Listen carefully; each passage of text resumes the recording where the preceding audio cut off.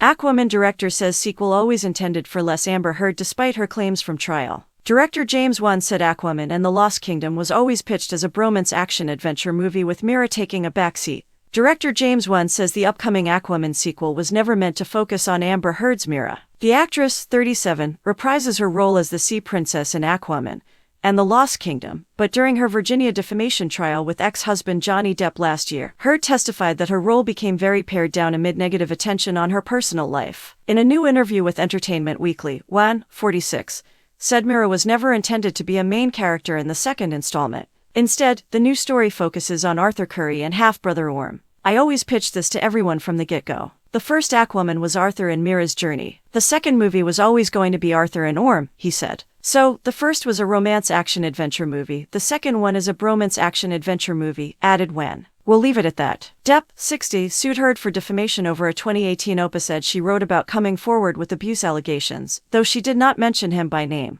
He won all 3 claims, and she won one of her 3 counterclaims. They've since reached a settlement, and she paid him $1 million.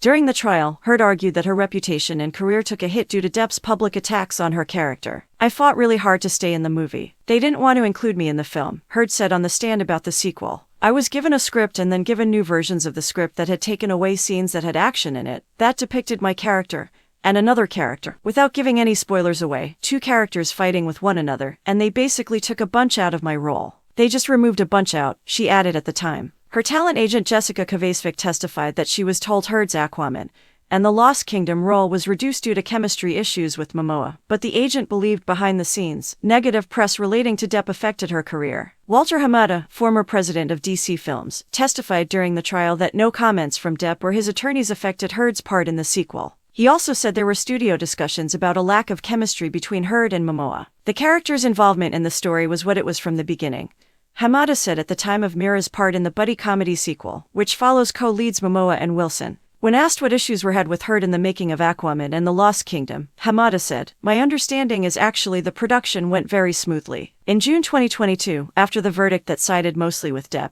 Heard's rep responded to a report that she was being cut from the sequel altogether. The rumor mill continues as it has from day one, inaccurate, insensitive and slightly insane. Back in November 2020, Heard told Entertainment Weekly that rumors of her not returning for the next Aquaman were untrue. "I'm super excited about the amount of fan love and the amount of fan appreciation that Aquaman has acquired, and that it has garnered so much excitement for Aquaman and Mira that it means we'll be coming back," she said at the time. Aquaman and the Lost Kingdom is in theaters Dec. 20. Enjoying the content? Subscribe, like, share, and drop a comment to be a part of our amazing community. Your support means the world.